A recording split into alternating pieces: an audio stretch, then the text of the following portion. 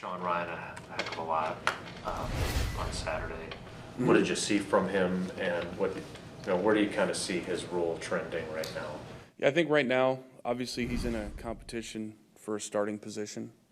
And the big thing for us is to get him ready at several positions in case he isn't, a starter. You want him to be a versatile backup that could play any of those three interior spots. So big camp for him, just obviously competing for that starting role at right guard and then getting ready to be a backup if that happens to be his role at center or left guard.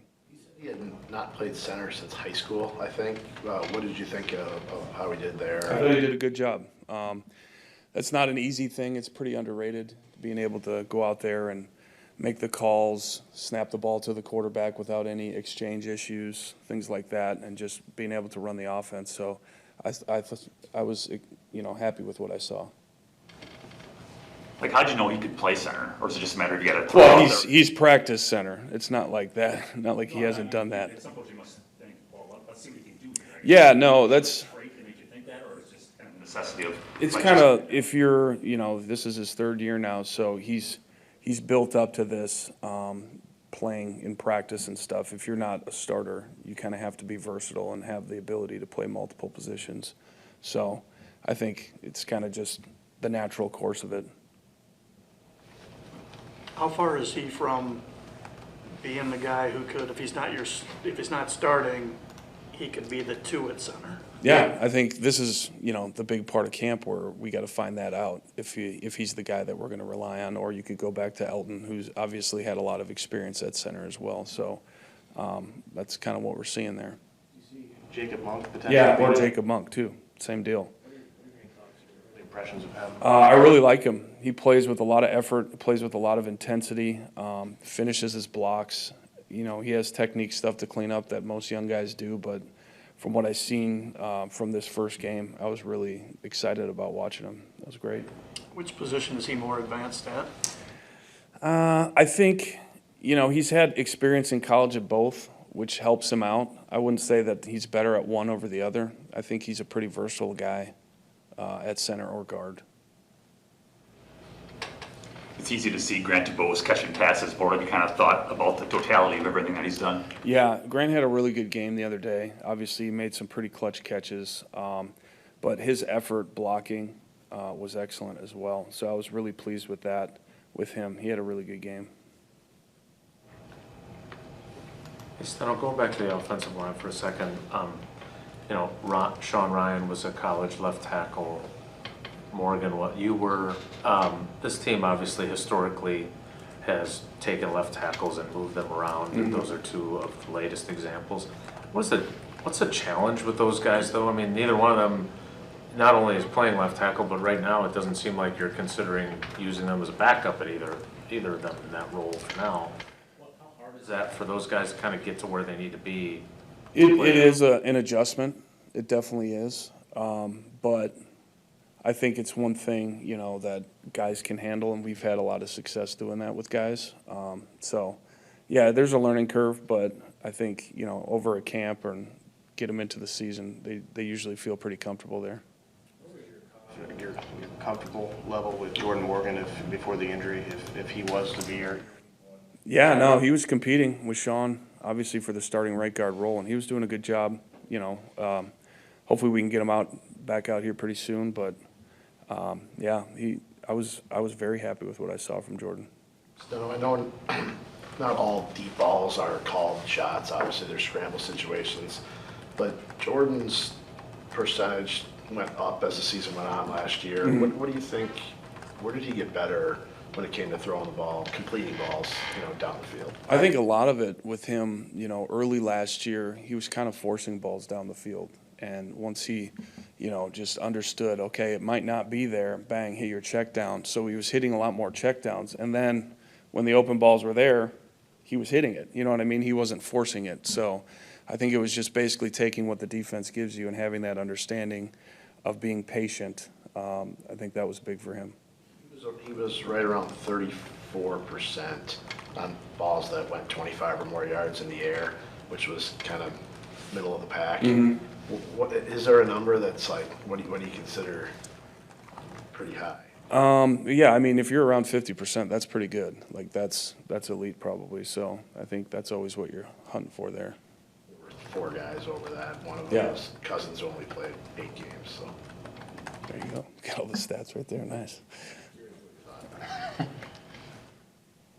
At swing tackle, what do you guys want to see from that group in terms of someone starting to differentiate themselves? Like, what's Yeah, that I gonna think the biggest thing with that is just who the most reliable guy is. And it's not necessarily, you want a guy who can obviously play both positions in case something happens in a game on either side.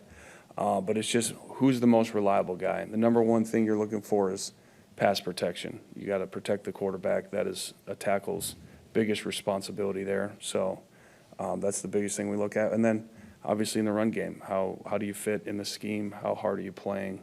How productive are you? All that stuff. So, yeah, it's just basically finding the most reliable guy on the left side and the right side.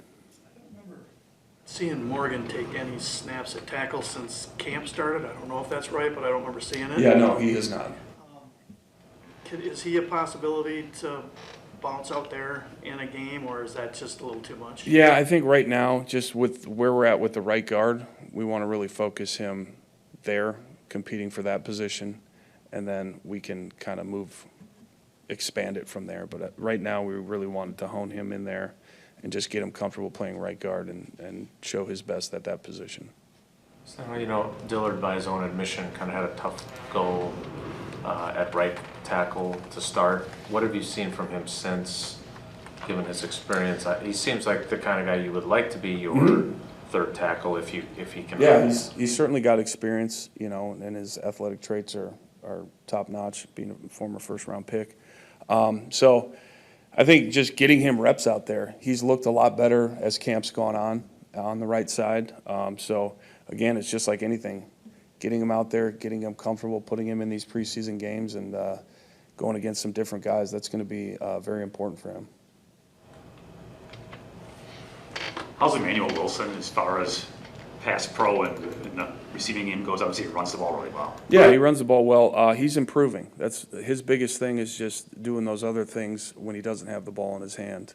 So that's his biggest challenge. But he is improving, and I like what I see from him. You're talking to Jason about your number 3 offensive tackle has to pass block. Does your number 3 running back have to do something especially good, or is that more all around? Yeah, it kind of depends. He's either got to be, you know, a protector guy, or he's got, you know, some skill set in the receiving game, or, you know, just super fast, kind of like how we used Tyler Irvin a couple years ago, where you could use him as a gadget guy, just something like that. And also special teams plays a big role in that as well, just being a productive member on special teams too.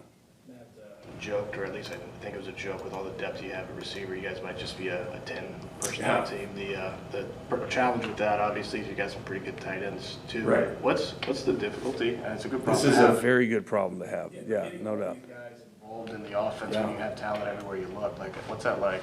Yeah, I think the biggest thing is, you know, you try and find what these guys are best at, and not necessarily what they're best at, but what does the defense allow you to, you know, take from them, and then just piece it all together in a game plan. The good thing is you have a lot of weapons, so you can be pretty creative, and you can change it up a lot, and still, you know, have all kinds of guys getting the ball. And the thing I think that we were successful with last year was, like, we kind of really didn't force the ball to anybody. You just kind of let it happen, and everyone gets their touches, and it kind of evens out. So that's the one thing that's nice about what we have, is you really don't have to say, all right, this play has to go to this guy. We can just let the play develop, and Jordan can read it out, and whoever's open gets the ball.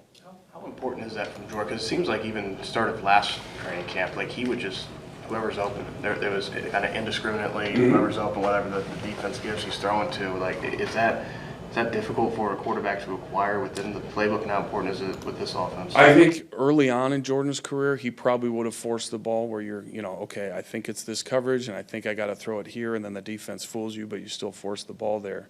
But as you mature as a quarterback, yeah, you can kind of drop back, let it develop, and then take what they give you.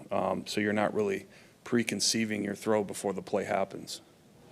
Steno, I take it you'll take this problem over the problem last year of not knowing what the hell the guys could do. Yeah, that was I was talking about that the other day. That was a very weird time, but ended up being pretty exciting. So no, this is a lot better. Just like being around the guys for a year, bringing in some new guys, some new weapons, and then kind of, the back end of the roster guys, seeing them develop, over a year, and now they're really stepping up and competing. So it's been fun. It's been really cool to see how this team's come together. Kind of speaking of that group, like you have I would, from my perspective, you look like you got your top four, and then you got this kind of 5 through 8 group of Bo, DeBose, Samari, and Malik. There's probably some teams that would be more than happy to take those guys up. How do you kind of look at how those 4 are competing to be the next man up? Yeah, that's one thing that they understand, what's happening, and they understand every day you have to be at your best, every day you have to bring it. And you're really seeing all those guys step up, and it's been pretty cool to watch just the competitiveness of all those guys. Stenavich, what did you think of the 3-play sequence where you gave the ball to AJ 3 times? On the one hand, it looked like it wasn't super blocked up. But the other hand, it was. Obviously, anytime you get into a short yardage situation, you don't get it, you're pretty disappointed. But just one thing, we got to play with better pad level, and that's across the board. That's every single guy on the play. I felt just needed to improve the pad level.